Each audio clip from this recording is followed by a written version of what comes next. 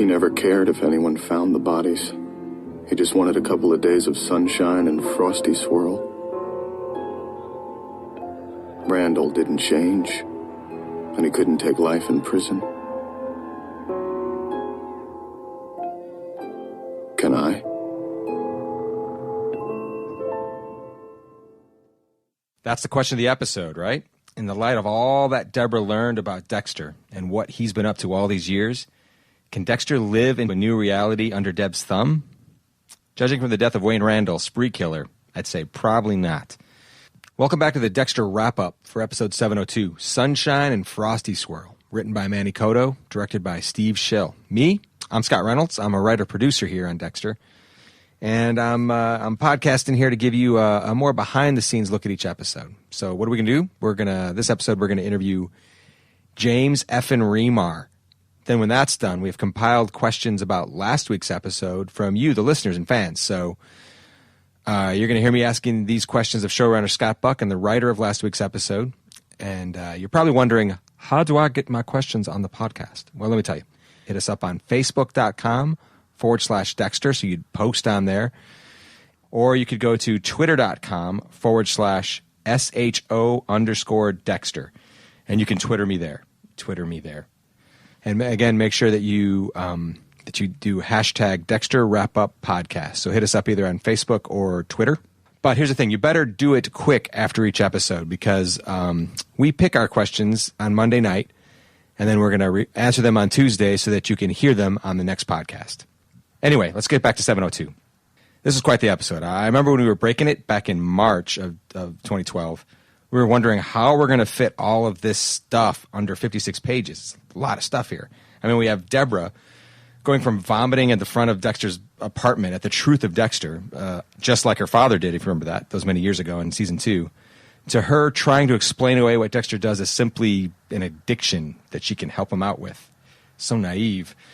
We finally also understand why Lewis was doing all this creepy-ass stuff to Dexter. I mean, besides being a creepy sex tape-making guy who really holds on to a grudge, we learned that it all stemmed from Dexter's critique of his serial killer video game, which teaches us all a valuable lesson that when people ask you what you think about their serial killer video game, you just nod and you say things like, oh, man, it's great, and like, awesome, and wow, and then get the hell out of there.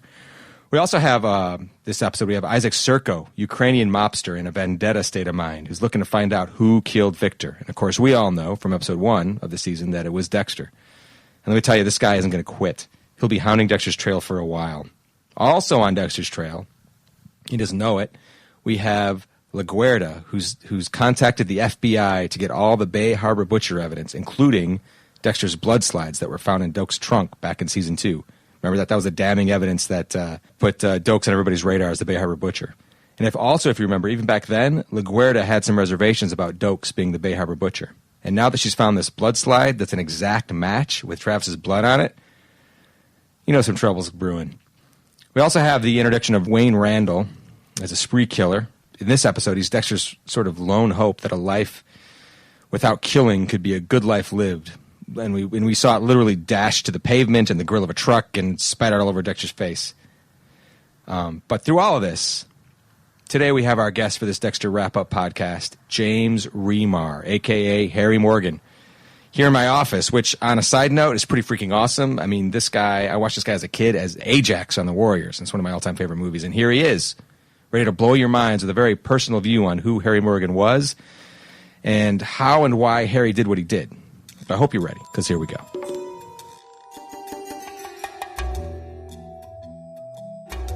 Hello, we're sitting here with James Remar, a.k.a. Harry Morgan, police detective, figment of imagination, and flashback father. Say hello, James. And hello, I'm James Remar. I'm the author of Harry's Code. He is the author's, yes. He gave everything, yeah. You completely shaped who Dexter Morgan is. Yes. For better or for worse? Well, yeah. I mean, if I'd done something else, we wouldn't be having this conversation. It would be a very boring show. Yes. Yeah. It would just be a serial killer movie that is over in 2 hours, and that would be that. That would be that. That would be that. And we wouldn't love Dexter Morgan in the same way. So in some ways, you've brought more love into this world for serial killers. Thank you, Harry.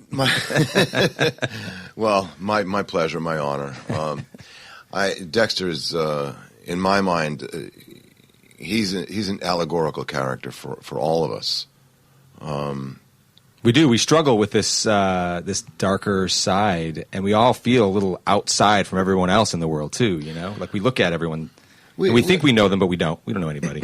Well, I don't even know that we know ourselves. But the thing about Dexter is that people become alarmed. You know, he's a serial killer, and you gave him these rules to live by. But we have to look at the bigger picture.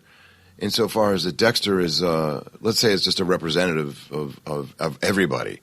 And everybody has a set of rules that give you permission or restrict you from doing things. It's a moral code in some ways. It's his moral, but it is a moral code. Well, all of us have that to an extent, one way or another. So if you have like the Yanks and the Confederates, I'm familiar with them. Each the blue and the gray. They thought that they were fighting for the right. One side said that, you know, we're autonomous and we want to have slaves and do things our way. And the other side said, no, you're not autonomous. You can't have slaves. You're going to do things the Union way. And they both sent their sons out to kill each other. That's right. And each one of them had a very strong sense of right. And it depends on which side of the border you fell on, which makes you right. So, you know, with Dexter, Harry is his conscience. Harry is the guy that sent him forth to do battle. Yeah, he's an unshaped tabula rasa. He's a blank slate that all of us are. And then we're imbued or instilled with these sets of rules to go forth and do our parents' battles, essentially. Yeah. And you find that hard? Because I mean, when I think back of some of your roles, I mean, we've talked about Ajax before. Yes. And you've been a lot of the Walter Hill movies you've done, you've been go-get-'em sort of guys. And suddenly now you're on this show where at the very beginning you were Harry Morgan, I would say. You were, because it was a lot of flashbacks. It was a lot of looking at Dexter's youth and looking at how you shaped him. Yes. There were scenes that showed me actually playing with the actors that played the young Deborah and the young Dexter, and as shaped by Dexter's memory. So yes, I really was a living, breathing. You were a real human being, so to speak. Yeah. yeah. And then season 3 as a character, a living, breathing human, fake human. Yeah. But I feel like watching that Harry from seasons 1 and 2, and then seeing Harry when suddenly you became when Dexter needed a conscience of some sort, needed reminders of what he was about, and you became his, as you said, sort of like his conscience. You became a very different person. I mean, when you see the loving father in season 1 who sits down after you find your son and he's killed not just one dog but several dogs, many dogs, and you look at him with. I think any other parent in the world might have looked at their son and went, "What did you do?" and start yank him out of there and get all upset and take him away. Yeah. But you looked at him with compassion and understanding. Oddly, yeah, we have to understand that where Harry's coming from, and by giving Harry a background, like Harry was a Marine, Harry fought in Korea, right on. and Harry was this is all kind of a secret. But, we love it. This is great. If you feel like sharing, it's great. I kind of don't, but I do okay. At the same time, because it's private, but it's also that's how I've developed it. Harry was and the original writer declared that yes, Harry was a Marine, and so Harry came in that time frame of a very bitter and forgotten war, and he comes back and he's a cop and. Just seeing body parts flying all over the place, and in Miami, and when Harry was growing up was a war zone too, and it tempered him, and finally where was Harry's breaking point? Harry discovers this kid in a shipping container where there's this astonishing massacre that's taken place, and the kid's lying in a pool of his own mother's blood, and he's been there for days, and he's catatonic. Yes. And you didn't have a child. Harry didn't have a child at that point. We didn't have a child at that point, and here's where Harry's break came. Yes. What motivated him this time to pick up that kid and take him home instead of just abandoning him to child services one more time. Right. Am I allowed to talk dirty? They might bleep us out. All right, one more effing time. I mean, how many kids has Harry had to take off who witnessed their parents' murders? How many times had he seen, villages of children in Korea, or how many times has his own humanity been compromised? Yes. And then this moment, seeing that little child, oddly, 2 children that were in there. Yeah, and I feel like Harry made a judgment where Brian, I've always felt that Brian had been biting on Dexter. Brian flipped and became aggressive towards Dexter, whereas Dexter withdrew. 3. Yeah. And Brian and Brian just seemed to be too far gone. He was too aggressive, right. Too freaked out. Right. Was what I've given my as my reason for not picking them both up. Right. That makes sense, though. I mean, he was, how old was he? 8? Yeah, Brian, 6. I think he was 6, and then Dexter was 3 or 4 yeah, or he was 5. 3. Dexter was 3. Yeah. And I'd always had the feeling in my backstory and visualizing it for myself that, Brian had started, like I say, chewing on Dexter because he was hungry. Right. Oh, right. And it was just too much damage to bring home. He was just too gone. Right. And Dexter seemed to have a spark and just that beautiful innocence and openness that Michael brings to the role as an adult. Yes. You could see it echoed in that little kid looking up from that pool of blood. One of my personal favorite scenes in the whole series is Harry exiting the shipping container, holding the young Dexter in one arm, while grown-up Dexter's watching it in his own memory. Yeah. And he tells the kid, you're okay now. No one's going to hurt you. And the young Dexter looks back at the old Dexter. It's seeing yourself through your own eyes, seeing your dad through your own eyes, through your own memories. It's very intricate and wonderful. And for myself, in looking at my memories, do I feel more distant from my father the older I get? The more distant our young relationship was, or do I feel closer to him?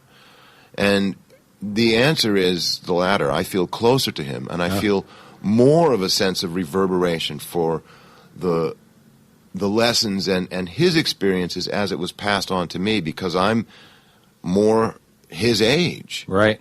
And the sacrifices that our parents made. Hopefully. Well, yeah. I mean, Harry certainly did. Yeah, if you don't make sacrifice, you're just kind of not a mammal. I mean, if you look, or any living creature for them. I mean, the penguins march across 70 miles of ice for that little egg. Yeah, those dads get stuck there holding that thing under their they pouch. They get, they're warming the egg on their feet, and lion prides and all that. They all take care of. It's all focused on taking care of the kids, and the adults will fight to the death for them. Yep. And it pretty much costs you your life to raise a child. One of my favorite moments, Harry moments, and gives you your life at the same time. Oh, for sure. Yeah. It defines who we are. One of my favorite Harry moments is actually there's 2 of them, but let's talk about the one when you were in the hospital bed and you realized that the nurse had been poisoning you, and that's right. And then on top of it, because you were ready to live, this guy, yeah. And then you gave Dexter permission to do this thing that the 2 of you had trained and rigorously trained. I mean, another favorite moment is the when he attacks you, sort of like when I'm getting the milk out of the fridge, yeah, a little like the Pink Panther. Yeah. But you understood this sacrifice and the training that you gave him. I want to talk a little bit about that, like that. How you were able to get in that position that you were able to, at playing a real Harry, not a figment of Dexter's. Well, when I unleashed Dexter, so to speak, when the nurse was poisoning me and popping cherry. Yep. Actually, an interesting thing is that I did give them also essentially my last will, because Dexter said I can't make it without you. Right. And I said, lean on your sister. Right. Which is what season 7, man. It is. We got this going on now. Some serious leaning. So we're saying that this does reverberate. Lean on your sister. Yeah. I don't want to say that Harry was psychic, but I believe that he understood the bond between them. And when he told Deborah that essentially he was sorry that he didn't spend as much time with her, but he never worried about her because she was solid. Right. She was his girl. Which is tough as a child, because as a child you just feel the absence. You don't feel the hey, you're doing a good jobness that you believed in her. Yes, I did probably give her too much to do. But like fathers and sons, it's yeah. Well, so that's kind of how I see. I mean, that is how I see it. That playing catch with the kid, the training. You're gonna do it right this time. You're gonna be better than me. Because the other turning point is the moment with teenage Dexter in the car after the funeral, after Harry lost his partner, and young Dexter gets in the car, and it's when what's the line? It's some people deserve it. Wasn't that in the bedroom when he was sitting and looking in the mirror? Harry was in full uniform. Maybe it was. I remember it being in a truck, but it could have been that way too. Either way, it was that. It was the one where he said some people deserve it. Some people deserve that to was, die. I believe that was outdoors on the beach. Oh, okay, all right. That's see, my Harry memories are much more fuzzy than yours. Well, they're getting pretty fuzzy at this point. There's one moment where we're sitting in front of a fire. Right. And the darkness got in deep. But Harry, the darkness is in him as well. Yes. And it always felt like it was talking about yourself. Harry was talking about himself also. He takes a log and throws it on the fire at the same time and just tells him, some people deserve it. And it's almost like Harry was tossing one of those people on the fire. Harry, yeah. Guys got to impart that kind of technique to someone. You kind of have to have a screw loose. Yeah. Somewhere. But we also said, what are we going to do? Institutionalize him? Right. Yeah, because he was a real person. He was a real little boy. He was a real little boy. Yeah. Very lovely little boy. Yeah. Very, very lovely little boy who happened to like killing things. It really only was able to express himself in that manner. So oppressed, so contained, so scared. But yeah, it's I can relate to it. In 702, let's talk about specifically 702. You watched Sure. that the other day. Yes.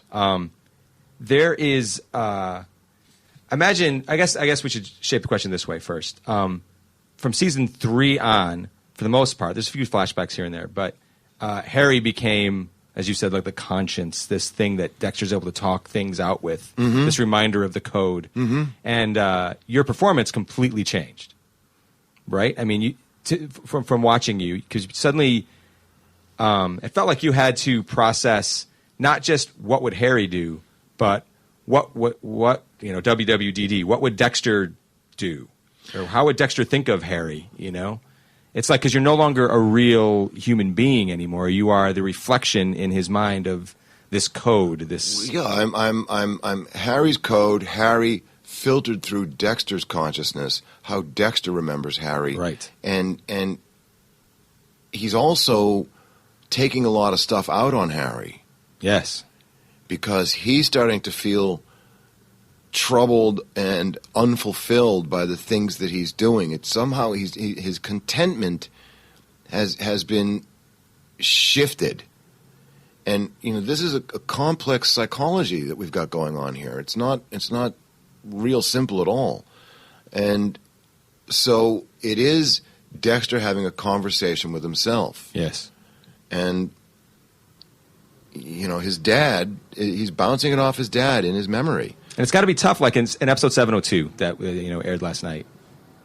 There's this scene where right after Deb and Dexter have had their big fight, mm-hmm. and then she leaves, and then suddenly, on script it says Harry appears, and then suddenly there you are. You're sitting in the living room. Yes, and you'd think that any other father, a real father would be furious at their son, and yet you can't play that sort of a role because you are Dexter's figment of Harry, right? So I guess do you and Michael talk about this before you set up? Or? What we try to do is make it so that it is an extension of what Dexter's saying to himself, right? And yet it's got the spice of Harry in it. It's because you are a little bit upset in that scene. We have to understand that you got to understand that Michael is not Michael, but Dexter is not. His brain doesn't work like other people's. Right. Who knows what's up with him. I mean, I'm not going to diagnose him, but for him to have an apparition or to freely talk to someone who isn't really there for other people may be very normal for him. But because he knows in his head, Dexter knows in his head that you're not really there. He knows it's not. You're not a ghost. Dexter's mind is very private. Yeah.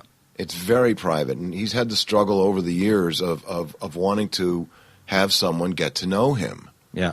Of not having any secrets, because Dexter is a very isolated individual. Yeah, he wants to belong. He wants to belong just like everybody else. He wants to be a part of. He wants to be able to have people know who he is and not have any secrets.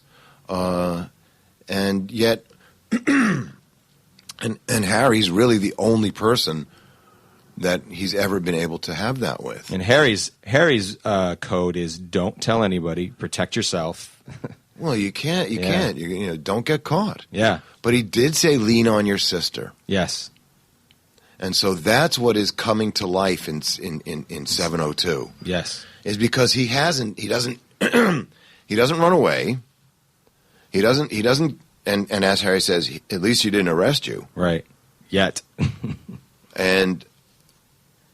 But she's upset as hell. Yeah.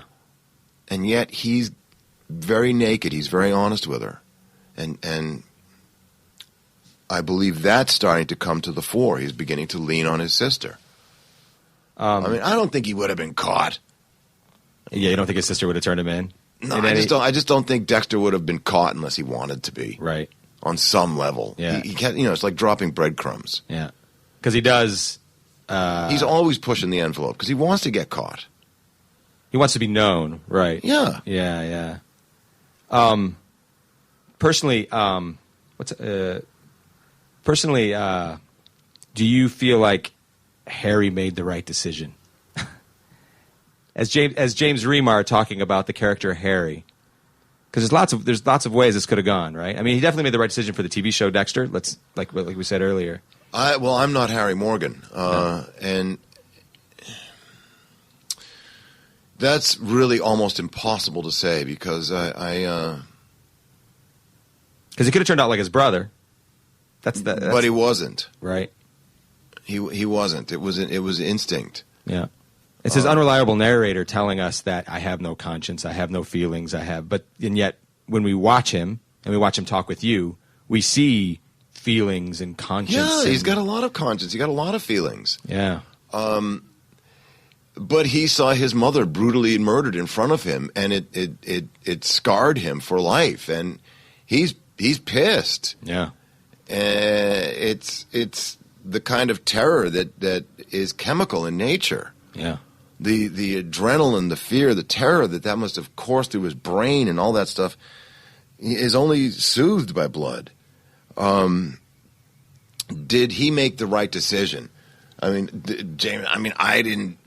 I don't know. Because it's a lot. In some ways, it's a little bit of penance that's going on there too. Because of the relationship you had with Laura, that Harry had with Laura Moser back in the day when he was getting some strange on the side, right? Yeah, I don't know. I've always questioned that, to tell you the truth. I've always felt that was that he did or didn't. I don't. That he didn't. There's something that I don't feel that Harry was tapping it. It just has never felt like him. It has always felt to me like there's some unseen stuff, there's uncovered stuff that Harry's been blamed for, right? That didn't really happen. Yeah. Because you're not the father of Dexter. Harry is not the biological father of Dexter. We proved that. But. We did prove that. Yeah. But who knows? Maybe evidence was manipulated. Maybe Harry is the biological father of Dexter. We'll never know. And that Laura got in trouble because he was tapping it during those horrible cocaine wars in Miami. Yeah. But it just seems out of character for it to be that convoluted. But I suppose it's possible. Yeah, it had a sick wife, and it's rough times, People, it wasn't. It's not unheard of. She was very sick. Yeah, and that would be like a little bit of a pressure release for Harry. I'm not trying to justify it, but in any event, that's a complex and difficult question. I have no idea. One last question. Would I send I think dads have sent their kids to the Army. Right. Send them to the Special Forces, and they know what you're going to do. Yep. Get you, but I wanted to say something about that EMT stuff. Oh, yeah. Also, is that why one of the things that motivated me to do it was because I'd made the choice to be an actor, but I'd always wanted to do something, in emergency services and that of that nature, and I never got to. And it turned out that my best friend was a New York City fire captain, and he got killed on 9/11. Oh. And he was the guy that just he was saving lives many times a day. Yeah. And I really looked up to him and wanted to be a firefighter, but it was a little late in the game for me when I realized that. And so I did it initially to feel closer to him after he got killed, and to honor him and just, So do you go every once in a while? If do you ride in a emergency I haven't vehicle? done a ride along in a long time, but I can if I want to. I have the connections and the invitations. So one day, if I got in a car accident in Los Angeles, I might be losing my mind and thinking, is that Harry Morgan that just stepped in? Hopefully, I won't be doing chest compressions. No, please not. Hopefully, I'll just be bandaging you up. But I've done things at emergency rooms and wow. People, even County USC. Blood doesn't affect you. Well, it does, but not in the moment. Sends you toward action. It doesn't. Yeah, pretty much.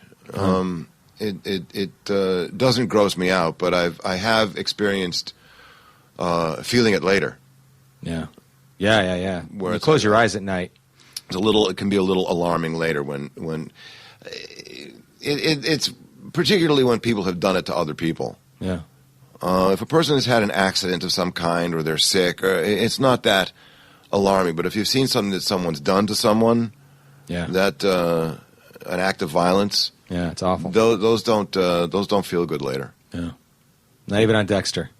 Do a little bit on Dexter. That's the weird. Well, the guys on Dexter, it's a really tricky line. I mean, I personally, James Remar, do not believe in capital punishment. Right. I don't think it's ever done anything for anyone except kill them, and it weakens the fabric of society. But Harry, and I don't think Harry really believes in it either.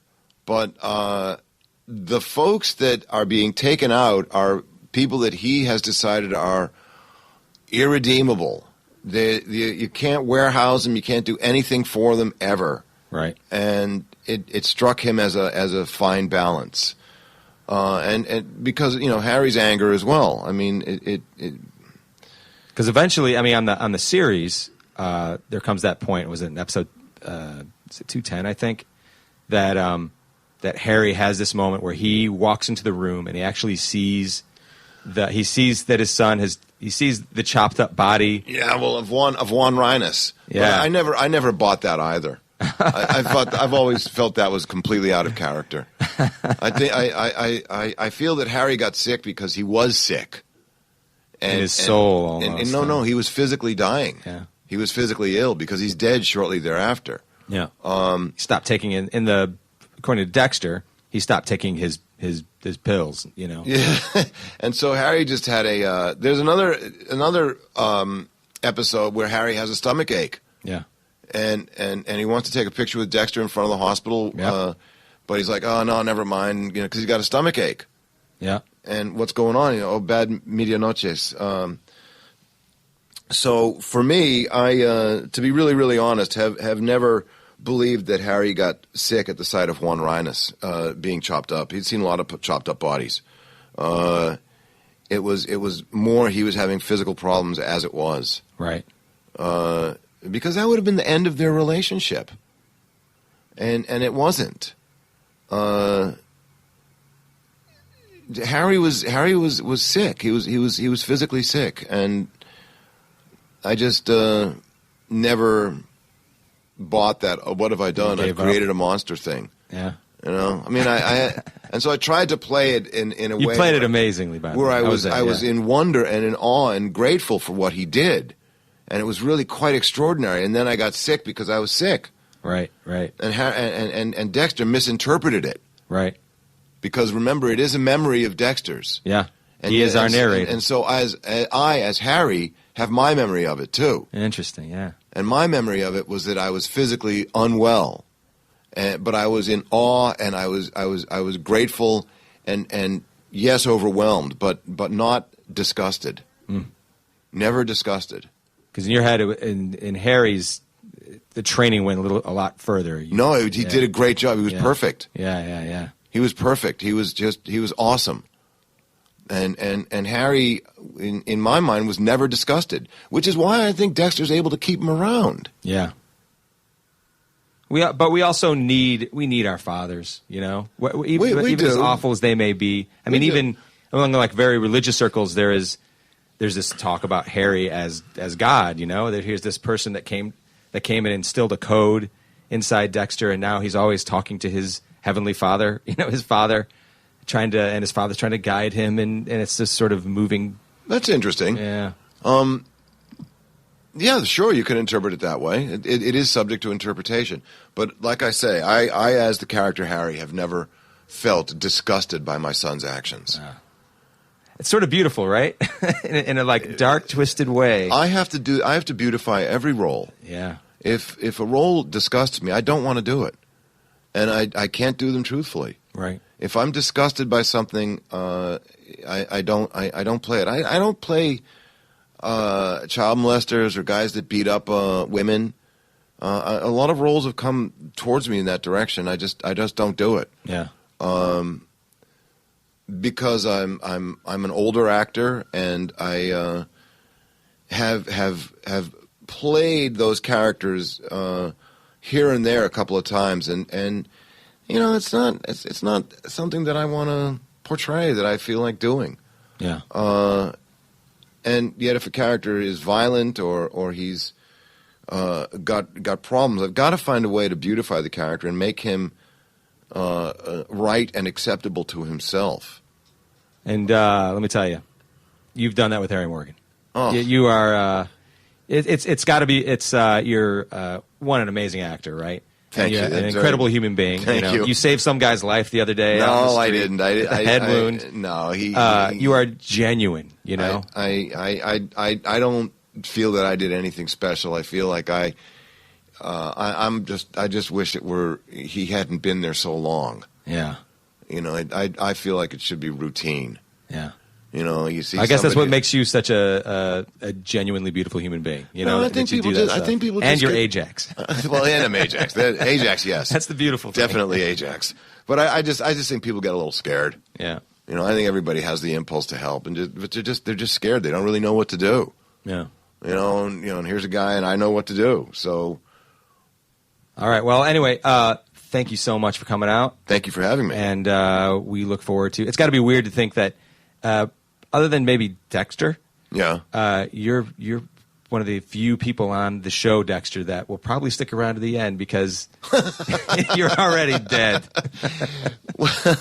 Who knows? Maybe they're keeping me alive somewhere in a sanitarium, and you come out, and we'll put you in a beard. Yeah, and there he is. He's been all along. Well, playing with Michael has been really one of the great pleasures of my career.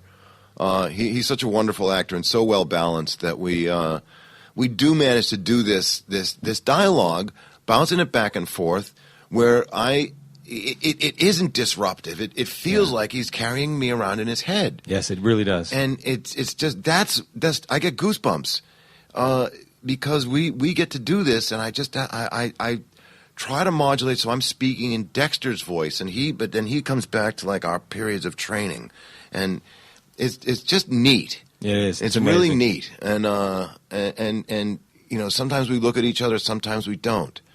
And it's a wonderful internal conflict for him. And it would be I'm hard pressed to imagine anyone else doing it. Yeah. Some actors are just so iconic in their roles. It's hard to imagine anyone else doing it. Marlon Brando on the waterfront. Yep. No one else is going to play that part. Yep. And I feel like that's the same with you and Dexter Morgan and Jennifer. Jennifer Carpenter too. Jen's awesome. You never get to act with anyone. You just pretty much get to hang out with. I've done scenes with Jen. Oh yeah, that's right. When she was like 17 years old, and in that one Popping Cherry, she was and she was great. She did this thing where they take me home in the wheelchair. Yeah. And I'm in the wheelchair, and she just tilts it back and throws it. It was completely unexpected. She was great. She's a neat actress, and she's really given her all to this show. I mean, they've dragged her through the blood, the dirt, the mud, and And now she's facing up against her brother, seeing the truth. Will she survive? Yep. I don't know. She's a tough cookie. Yeah. She's a tough cookie, and like I say, playing with Michael has been a real blast, and I just love doing it. It is Shakespearean in nature because Hamlet has his discourses with King Hamlet, the deceased ghost of his dad, who basically tells him, "They poisoned me. Look what they did." There's a lot of to be or not to being with Dexter. Yeah, very much. Whether it's about himself or people on a table. So it does. It has I feel like a broad and continuing classic appeal. Yes. It's an unusual show. It's really not a common show. People are very like, wow, a show about a lovable serial killer. Well, it's also a show about Hamlet, the guy that owned Denmark. Yeah. And his knowledge that his father was poisoned by his uncle, who married his mother. Yeah. It gets kind of. How does he live with this? How do I live with this? Holding skulls and to be or not to be. Should I kill this son of a bitch or shouldn't I? What should I do? Dexter. If Hamlet had Dexter instead of Laertes. It would have been a different show. Well, anyway, thanks so much for coming out. All right, it was a blast. I love talking. We look forward to lots of Harry in the future. Me too. Thank you. All right. Good night. Bye. Hello, Scott Buck. Hello, Scott Reynolds. How you doing? I'm good. How are you? I'm good. Thanks for coming in. We're sitting here with the showrunner Dexter. A lot of people were wondering what a showrunner does. So it's we're sitting here with a guy that pulls the trigger on ideas and stories in the writers' room. Which, I've heard some people compare the writers' room to trying to herd a pile of cats. Sometimes you are all cats to me. But you do a great freaking job, right? He has creative control about everything you see on screen, from casting to props to writing to editing. Anything else? I don't know. I hope not. Meaning the buck stops at buck. My parents are going to like that because it's a thing where. Anyway, he's but you're the blamed for this incredible premiere episode. I'm to blame. Yes, it was great. So how did you get to be the showrunner of Dexter? This writing career? Where'd you start off at? I knew from the time I was a little kid I wanted to be a writer, but wasn't your dad a writer? My dad was a journalist, okay. And toward the end of his career, he began covering television, so the TV was always on in our house, and he controlled the remote, so we watched what was usually what he considered at least the better quality shows, and I think by the time I got out of college, I was very focused on being a TV writer, but I didn't actually get my first break until, a number of years later. I was working. My first job was actually working as a PA on a David Milch pilot. Hey, which one was that? It was called Capital News. I think it went for perhaps 6 episodes, but after the pilot, then moved to Newhart and worked as a PA on that show, and there were a number of writers there who then read some of my material, helped me get an agent, and then hired me later on down the line. So I started working off on sitcoms for a number of years. I did Coach for 5 years, and somewhere along the line I sold a movie that never got made, so I actually left TV for a while to just work in features, and then I went back in. And yeah, you came out in season 2. Yes. And let me tell you, Scott Buck is one of these guys that he sits in he'll go off to write the script. He'll sit in his office, and it looks like he's ordering shoes. And like, I am. and then 20 minutes later, or like by the end of the day, you walk out with like the greatest first draft I've ever read in my life. So. And a pair of shoes. And several pairs of shoes. Anyhow, thanks for that.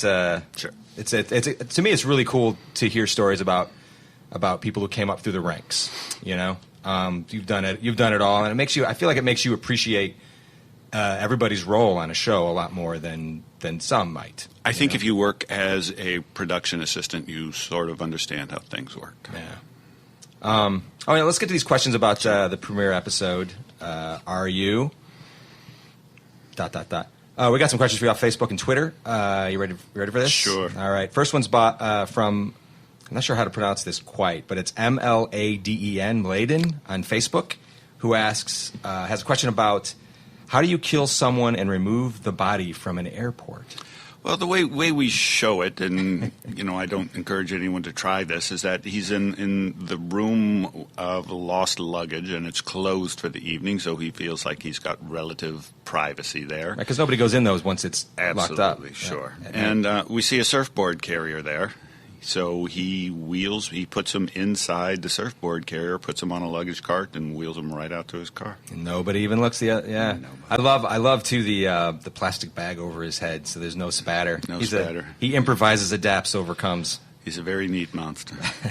So Jocelyn on Facebook asks, how did Deborah know where Dexter kept his knives, blood samples, the hand? Oh, I don't think she did know, but she's just a very smart cop, so she's just tore the whole place apart. Yeah, I feel like she's done that a lot, probably. I think she's tossed a joint or two in her career. Richard on Facebook asks, does Deborah still have romantic feelings for Dexter after discovering his hobby? I think Deborah is very confused as to what her feelings are. It's something that she sort of discovered in through therapy, and it was a huge realization that she had these feelings, but I don't think she has come to terms with them yet. And then to have to keep them all bottled inside and not being able to talk about them, I think she's not quite sure what she really feels at this point. Sarah on Facebook has this question. The last scene from 701 showed the prosthetic arm, right? And there was no. She wonders why. She wonders there was no scene of Dexter finding the arm that Lewis sent, because remember at the end of last season, they stuck it on top of the refrigerator and Dexter had no idea. So she wants to know: did we miss something, or no? What happens is the arm arrived, and I think Jamie stuck it on top of the refrigerator or something, and Dexter just never noticed it. But Deb, in tossing the joint, found it. So I think Dexter is more surprised by anything to see that arm there. And we follow up in that in the next episode there. He's going to wonder exactly how did that get here. Yeah, poor Deb's so perplexed that the hand from the brother. And, Lisa on Twitter has an interesting question. She asks, secrets about Harry are uncovered throughout the series. So how accurate is Dexter's version of Harry, and how much of the version is just the good in Dexter or the thoughts of who Harry was? I think when we've seen Harry in flashbacks, they're very accurate. But when we see Harry inside of Dexter's mind, and do keep in mind, this is not a ghost who's appearing to Dexter. Right. This is just us sort of dramatizing the conversation that Dexter is having inside his head. And so he's saying, Harry is speaking what Dexter believes Harry would say to him in this situation. And, I think sometimes he believes his father is going to be very hard and very judgmental on him, because that's the side of Dexter that needs that fatherly voice. And so sometimes Harry is pretty strict with him in a way that, who knows, he might not have actually been that way if he were really there. Yeah, it's important to remember he's not a ghost. Yeah. It is sort of a conscience in some way. Susanna on Twitter asks, Why did you decide to involve the Ukraine and Ukrainian strippers in particular? Simply because the truth in Miami is there are a lot of strip clubs, and a lot of them happen to be owned by Ukrainian nationals, and they are bringing in Ukrainian strippers. It's just trying to be at least somewhat accurate with what we're saying is going on in Miami. Yeah, sort of a slice of life in Miami. Scaramouche on Twitter asks, why did you make the decision to have Deborah go all the way to finding out that Dexter is a serial killer at the end of the episode? When we had talked, this is a moment that's been coming for a very long time, and there were points where we thought that might not happen till episode 5, but then the audience is just going to be sitting waiting for something to happen that they know is going to happen. So let's just speed it all up and get through that, because it is a big, exciting, fun moment, and let's just jump ahead to that. Yeah, I loved it. Everybody I know of that watched it was they couldn't believe we went that far that quick, and sort of writing ourselves into a corner, which was very exciting. I think it was really good. There's a lot of people that were saying you could have ended this season with that moment, which would have been a really rough season. It's better this way. Well, anyway, thanks, Scott Buck. There it is, the end of the second Dexter Wrap-Up podcast. And if you have some questions after watching episode 702 this Sunday, or after watching episode 702, Sunshine and, is it Frosty Swirl? And Frosty Swirl. And Frosty Swirl. You have a chance to get them answered by Scott Buck and Manny Cotto, the writer of that episode, the Admiral Cotto, as he likes to be called. Now, you may be wondering how you get your questions answered in this podcast. You can go to facebook.com/Dexter and post up your question. Or if you're into Twittering, then you can hit us up at twitter.com/SHO_Dexter. And make sure you hashtag it Dexter Wrap Up so we know to look for these questions. But you better do it by Monday night, because Monday night I go through and pick the best of the bunch and ask away on the questions on Tuesday morning. So a big thanks to James Motherflippin' Remar for bringing us deep into the damaged brain of Harry Morgan. It's fascinating to hear all that backstory rolling out of that brilliant actor, right? I'm Scott Reynolds, one of the writers here on the show. You can catch us next week when our guest will be the man you know and love, C.S. Lee, a.k.a. Vince Masuka. And you can finally feed that deep-seated need to do the Masuka laugh. He gives lessons. I'm not kidding. By the end of next week's podcast, you'll have it down pat. You can creep out your girlfriend, boyfriend, mother. I don't know. You could do the laugh during a quiet moment at church, whatever. But he will bring you into the dirty, dirty world of Masuka. That's it. That's the end. But don't worry. It's going to happen again and again. It has to happen. Have a good week. Thank you.